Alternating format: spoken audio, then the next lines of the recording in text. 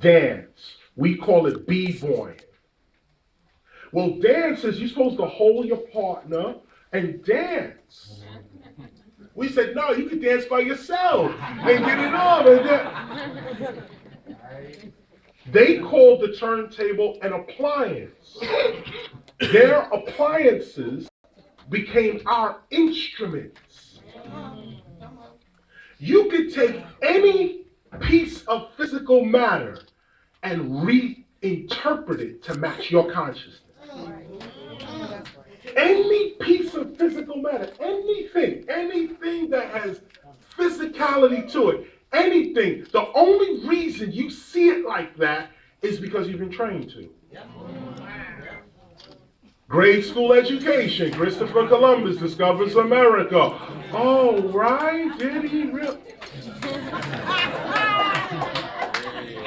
The minute you start thinking for yourself, the second you start renaming your environment, you start creating new realities.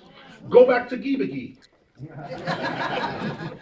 This is what MCing is. DJing, breaking. These terms did not exist in English language. Words like chill out, fly, dope. This is not, English had no, this was not reality. This was not reality. We walk up and say, yo, that was fresh. The reality was, oh, this is vibrant and like fresh fruit, or, you know, even some would even say you're being fresh with your mouth, meaning you're being, you know, vulgar or disrespectful with your speech. You're being fresh. We took that, reinterpreted it. They kept their meaning. Sure, that's what you mean it means. Here's what we mean when we say it. And because we agreed, we formed a new reality. Now listen to the word reality. A new reality. When you can form a new reality, you're not oppressed. Wow. All right. There is no way that you could be enslaved, oppressed, imprisoned. Let me say this, it's very controversial, I'm gonna say it anyway. If all the inmates in prison would agree,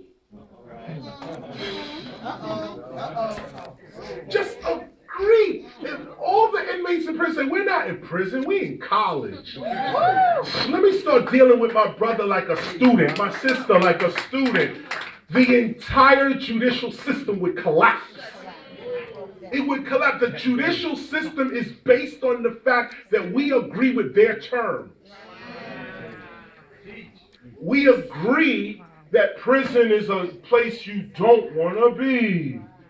I'm stopped here in prison. Did you read Malcolm X?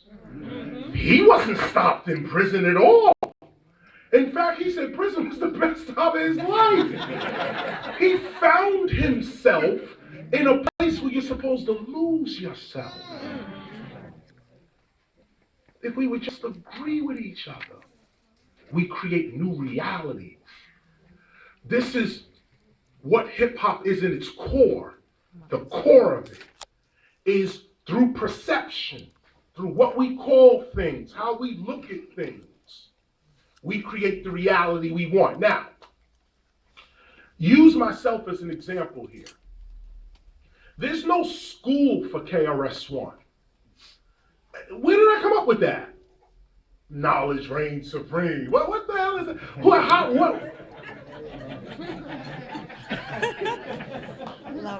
Now look at this real quick, okay? Look at it. Look at it. I didn't make it past the 8th grade. Come on now. Let me confess to you right now. I got left back twice in the 8th grade. Twice. I went to the 8th grade, I couldn't get through it. I couldn't do it. I could not do it. They left me back. in the 8th grade. I went again trying to do the 8th grade. It didn't happen. I'd never been to high school. Never been to college. But I went to the public library. There was a free one. On every corner, in every hood, there's a free library. You're not hearing me. You're not even hearing me. Free. Do you hear me? Free library. Okay? Free library. I walked in it. I had a love for philosophy. I said, wow, I want to know what's real. What's the truth? What is real? I went into the library, started reading Aristotle, Socrates, Plato. Free. For free. Library open at 9, close at 9. 12 hours of education.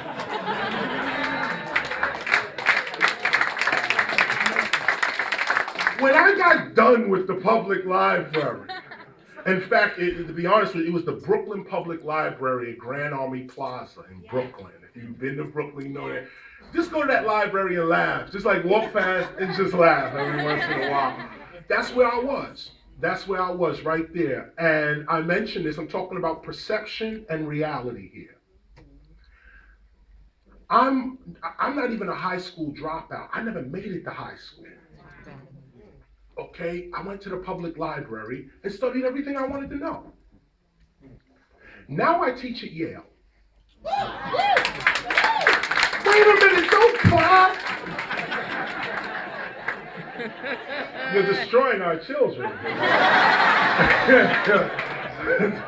No, nobody said that. But now it's Harvard, it's Yale. It's Spelman, it's Stanford, it's UCLA, it's NYU, it's Columbia. I speak there all the time. I have honorary doctorates now, certificates from this and that. And I try to tell people all the time, listen, I totally, being awarded for something is a great feeling, it's a great thing. Especially when it's your people honoring you. A Grammy is one thing and all of that, but when your people come forward with an award, that's really what knowledge is really all about. That you've reached a certain level where your peers, where your people say, we recognize. And they say, okay, here's this honor bestowed onto you. But my point is, how did you get there? How did you get there? What was it? Well, my mother named me Lawrence Parker. That's my name. Lawrence Parker. I did away with that. I said, nah, that's not my name no more. My name is Knowledge Reigns Supreme over nearly everyone. That's my new name. Now, when I started calling myself this, I created a reality around what I called myself. Y'all better hear this. There's no school for this. I didn't go somewhere and somebody said, you're now this, you're not. No, I changed my perception of myself. I didn't even know what I was doing. I can articulate it now, but when I was, I did this around 17. I was 16, 17. Started calling myself Knowledge Reigns Supreme. And then started pursuing my own name. I created a reality around my own name and being. Created my own world. Now, what helped me, how did I come up with this? This was the average thing to do in hip hop. In hip hop, nobody used their government name. Everybody was DJ Ski, Bob this. So I'm like, I'm an MC. I want to be part of hip hop. I can't be Lawrence Parker in hip hop. I got to be something dramatic. I got to be like Grandmaster Flash, like Africa Bambaataa, like Cool Hercules. And I was looking at them and saying, wow, look at these names. The Treacherous Three, Funky Four, Furious Five. This is normal. This was normal for hip hop. If you're going to be an MCD, you got to change your name. But in philosophy, in metaphysics, when you change your name, you change your reality. Yes. You change your whole reality. And when you change your reality, new opportunities come to you. It's like you're sitting somewhere and the world looks to you one way because that's the way you look at yourself. Then you change your name and the same world looks different. Nothing changed. Nobody brought nothing in. Nobody took nothing out. It's just I changed the way I looked at the world because I changed the way I looked at myself. So now, having said that, this is what we call the origins of hip hop. Before we get to history, this is how it's done. This is how it's created. I give this analogy all the time, and then I'll go forward. I want to get deeper into this. I see the clock here too. Go back to perception and reality. I talked about myself as an example. Come out of self and just go into now physical reality. Okay? Like I said, this is a podium. Why? Because we were trained it was. What if we started calling this something else? Like, for instance, this podium, we've been trained to be called. What if I turned it over and stood on it? It'd be a stage. What if I painted it and put art on it and so on? It'd be a canvas. It'd be some sort of an art piece. This thing could do some damage over somebody's head. Oh yeah, murder weapon. Becomes a weapon. It could be a ladder. You could stand on this and get to a higher point. Nothing in nature is what you call it. That's what I'm trying to emphasize. Nothing in physical reality is what you say it is, yet it is.